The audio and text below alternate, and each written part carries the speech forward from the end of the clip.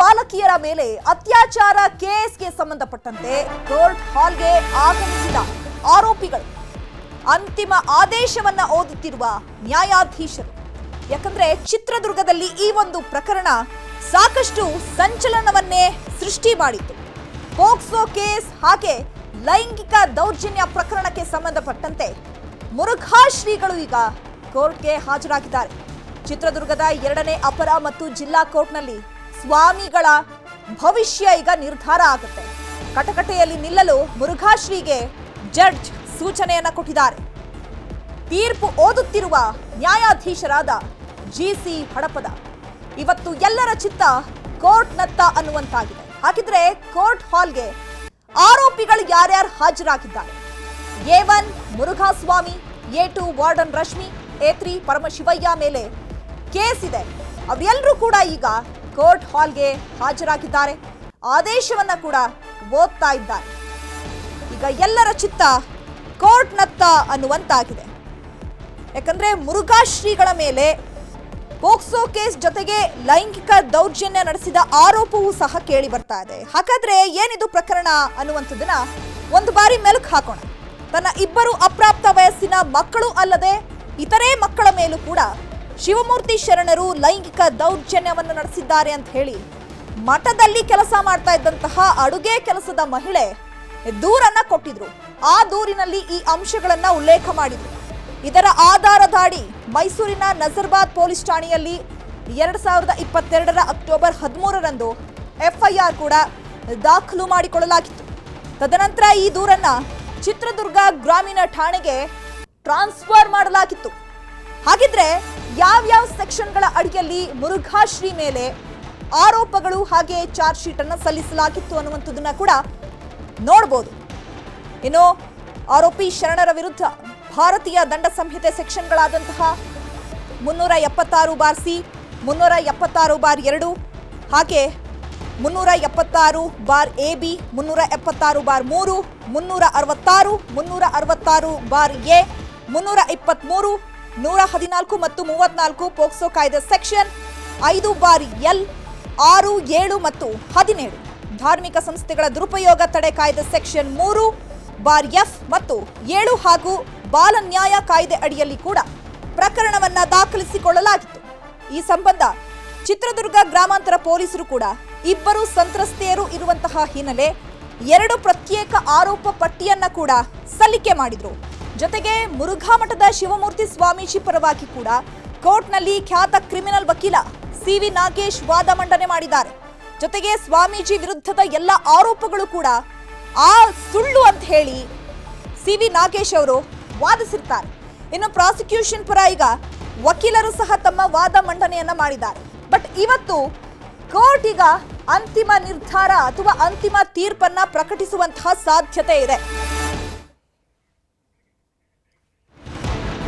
ಅಪ್ರಾಪ್ತ ಬಾಲಕಿಯರ ಮೇಲೆ ಪೋಕ್ಸೋ ಕೇಸ್ಗೆ ಸಂಬಂಧಪಟ್ಟಂತೆ ಮುರುಘಾ ಸ್ವಾಮಿ ನಿರ್ದೋಷಿ ಅಂತ ಕೋರ್ಟ್ ತೀರ್ಪನ್ನ ಕೊಟ್ಟಿದೆ.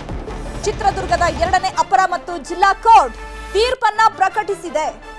ಎಲ್ಲರೂ ಕೂಡ ಕಣ್ಣರಳಿಸಿ ಕಾಯ್ತಾ ಇದ್ದಂತಹ ನ್ಯಾಯಾಲಯದ ತೀರ್ಪು ಈಗ ಪ್ರಕಟ ಆಗಿದೆ. ಮುರುಘಾ ಸ್ವಾಮಿ ನಿರ್ದೋಷಿ ಅಂತ ಹೇಳಿ ಕೋರ್ಟ್ ತೀರ್ಪನ್ನ ಕೊಟ್ಟಿದೆ. ಚಿತ್ರದುರ್ಗದ 2ನೇ ಅಪರ ಮತ್ತು ಜಿಲ್ಲಾ ಕೋರ್ಟ್ ತೀರ್ಪನ್ನ ಕೊಟ್ಟಿರುವಂತದ್ದು. ಹಾಗಿದ್ರೆ ಸಲ್ಲಿಸಿರುವಂತಹ ಚಾರ್ಜ್ ಶೀಟ್ ನಲ್ಲಿ ಹಾಗಿದ್ರೆ ದಾಖಲೆಗಳು ಎಲ್ಲವೂ ಕೂಡ ಕರೆಕ್ಟ್ ಆಗಿ ಇರೋದ್ರಿಂದ ನ್ಯಾಯಾಲಯ ಈಗ ಮುರುಘಾ ಸ್ವಾಮಿಗಳು ನಿರ್ದೋಷಿ ಅಂತ ಹೇಳಿ ಕೋರ್ಟ್ ತೀರ್ಪನ್ನ ಕೊಟ್ಟಿದೆ. ಚಿತ್ರದುರ್ಗದ 2ನೇ ಅಪರ ಮತ್ತು ಜಿಲ್ಲಾ ಕೋರ್ಟ್ ತೀರ್ಪನ್ನ ಪ್ರಕಟ ಮಾಡಿದೆ.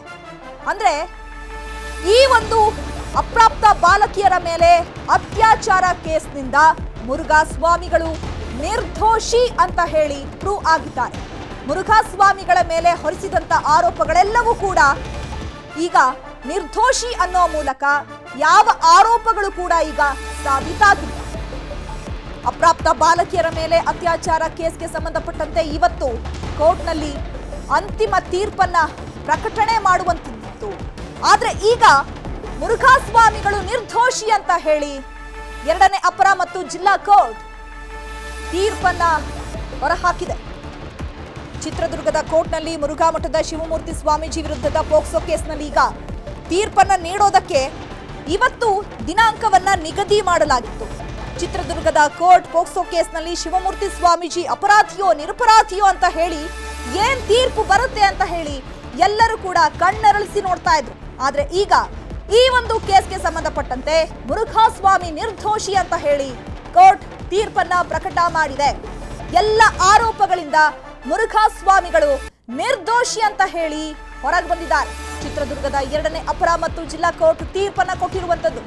ಹಾಗಿದ್ರೆ ಏನೇನ್ ಆರೋಪಗಳು ಇತ್ತು, ಯಾವ ರೀತಿಯಾಗಿ ಅದೇ ಮಠದಲ್ಲಿ ಕೆಲಸ ಮಾಡ್ತಾ ಇದ್ದಂತಹ ಇಬ್ಬರು ಬಾಲಕಿಯರ ಮೇಲೆ ಲೈಂಗಿಕ ದೌರ್ಜನ್ಯವನ್ನ ಎಸಗಿದ್ದಾರೆ ಅಂತ ಹೇಳಿ ಪೋಕ್ಸೋ ಕೇಸ್ ಕೂಡ ದಾಖಲಾಗಿತ್ತು. ಜೊತೆಗೆ ಲೈಂಗಿಕ ದೌರ್ಜನ್ಯವನ್ನ ನಡೆಸಿದ್ದಾರೆ ಅಂತ ಹೇಳಿ ಕೇಸ್ ಕೂಡ ದಾಖಲಾಗಿತ್ತು. 2 ಪ್ರತ್ಯೇಕ ಪ್ರಕರಣಗಳನ್ನ ದಾಖಲು ಮಾಡಿಕೊಳ್ಳಲಾಗಿತ್ತು. ಪೊಲೀಸರು ಕೂಡ 2 ಪ್ರತ್ಯೇಕ ಪ್ರಕರಣಗಳನ್ನ ತನಿಖೆ ಮಾಡಿ ಕೋರ್ಟ್ಗೆ ಅಂತಿಮ ವರದಿಯನ್ನ ಕೂಡ ಸಲ್ಲಿಸಿತ್ತು. ಆ ವರದಿ ಎಲ್ಲವನ್ನ ಕೂಲಂಕುಷವಾಗಿ ಪರಿಗಣಿಸಿ ಕೋರ್ಟ್ ಈಗ ತೀರ್ಪನ್ನ ಪ್ರಕಟ ಮಾಡಿದೆ. ಮುರುಘಾಸ್ವಾಮಿಗಳು ಅಪ್ರಾಪ್ತ ಬಾಲಕಿಯರ ಮೇಲೆ ಅತ್ಯಾಚಾರ ಕೇಸ್ಗೆ ಸಂಬಂಧಪಟ್ಟಂತೆ ಕೋರ್ಟ್ ಈಗ ನಿರ್ದೋಷಿ ಅಂತ ಹೇಳಿ ತೀರ್ಪನ್ನ ಪ್ರಕಟ ಮಾಡಿದೆ.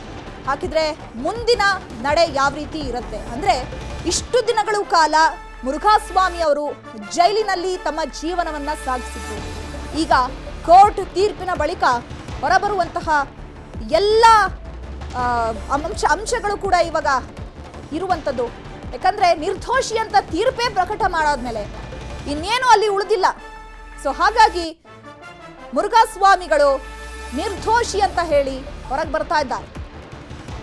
ಅಂದ್ರೆ ಯಾವ ರೀತಿಯಾಗಿ ಸಂಚಲನ ಸೃಷ್ಟಿಸಿತ್ತು ಈ ಒಂದು ಪ್ರಕರಣ ಅಂತ ಹೇಳಿದ್ರೆ 2022ರಲ್ಲಿ ಸೊ ಸ್ವಾಮಿಗಳು ಈ ರೀತಿ ಮಾಡ್ತಾರಾ, ಅಥವಾ ಹಲವಾರು ಹೆಣ್ಣು ಮಕ್ಕಳು ಕೂಡ ಅದೇ ಮಠದಲ್ಲಿ ಕೆಲಸವನ್ನ ಮಾಡ್ತಾ ಇದ್ದಾರೆ, ಯಾಕಾಗಿ ಬರೀ ಇಬ್ಬರು ಮೇಲಿನ ಮಹಿಳೆಯರ ಅಥವಾ ಬಾಲಕಿಯರ ಮೇಲಿನ ಲೈಂಗಿಕ ದೌರ್ಜನ್ಯವನ್ನ ಎಸಗಿದ್ದಾರೆ ಅಂತ ಹೇಳಿ ಮಹಿಳೆ ದೂರನ್ನ ಕೊಡ್ತಾರೋ, ತದನಂತರ ಇಡೀ ರಾಷ್ಟ್ರ ಮಟ್ಟದಲ್ಲೇ ಈ ಒಂದು ವಿಚಾರ ಸದ್ದು ಮಾಡಿತ್ತು. ಅಪ್ರಾಪ್ತ ಬಾಲಕಿಯರ ಮೇಲೆ ಲೈಂಗಿಕ ದೌರ್ಜನ್ಯವನ್ನ ಎಸಗಿದ್ದಾರಂತೆ ಮುರುಘಾಸ್ವಾಮಿಗಳು ಅಂತ ಹೇಳಿ. ಮುರುಘಾ ಮಠದ ಸ್ವಾಮೀಜಿಗಳು ಅಂತ ಹೇಳಿದ್ರೆ ಸಾಕಷ್ಟು ಪ್ರಸಿದ್ಧಿಯನ್ನ ಪಡೆದಿದ್ದಂತಹ ಸ್ವಾಮೀಜಿಗಳು. ಆ ಸ್ವಾಮೀಜಿಗಳೇ ಈ ರೀತಿಯಾಗಿ ಮಕ್ಕಳನ್ನ ಲೈಂಗಿಕ ದೌರ್ಜನ್ಯಕ್ಕೆ ಬಳಸ್ಕೊಂಡಿದ್ದಾರಾ ಅಂತ ಹೇಳಿ ಅವ್ರ ಮೇಲೆ ಪೋಕ್ಸೋ ಕೇಸನ್ನ ದಾಖಲು ಮಾಡಲಾಗಿತ್ತು. ಅದಾದ ಬಳಿಕ 2022ರಿಂದ 2025ರವರೆಗೂ ವಿಚಾರಣೆಗಳ ಮೇಲೆ ವಿಚಾರಣೆ, ವಾದಗಳ ಮೇಲೆ ವಾದ, ಪ್ರತಿವಾದವನ್ನ ಕೂಡ ಮಾಡಲಾಗಿತ್ತು.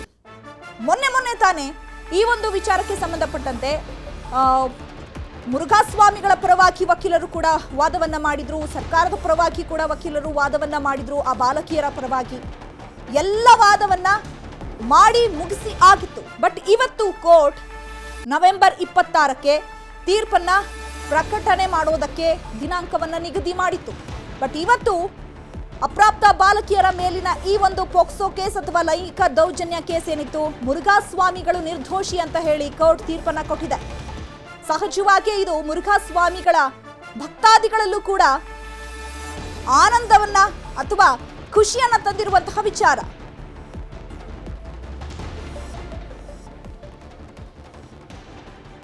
ಈ ಬಗ್ಗೆ ಮಾತನಾಡೋದಕ್ಕೆ ಮುರುಘಾಶ್ರೀ ಅವರ ಆಪ್ತರಾಗಿರುವಂತಹ ಜಿತೇಂದ್ರ ಅವರು ಫೋನ್ ಸಂಪರ್ಕಕ್ಕೆ ಸಿಕ್ಕಿದ್ದಾರೆ. ನಮಸ್ತೆ ಸರ್. ಸಂಪರ್ಕ ಸಾಧ್ಯ ಆಗ್ತಾ ಇಲ್ಲ, ಮತ್ತೊಮ್ಮೆ ಸಂಪರ್ಕ ಮಾಡೋದಕ್ಕೆ ಪ್ರಯತ್ನ ಮಾಡ್ತೀವಿ. ಸೊ ಅಪ್ರಾಪ್ತ ಬಾಲಕಿಯರ ಮೇಲೆ ಅತ್ಯಾಚಾರ ಕೇಸ್ಗೆ ಸಂಬಂಧಪಟ್ಟಂತೆ ಮುರುಘಾಸ್ವಾಮಿಗಳು ನಿರ್ದೋಷಿ ಅಂತ ಹೇಳಿ ಈಗ ಕೋರ್ಟ್ ತೀರ್ಪನ್ನ ಪ್ರಕಟ ಮಾಡಿದ್ದಾಯ್ತು.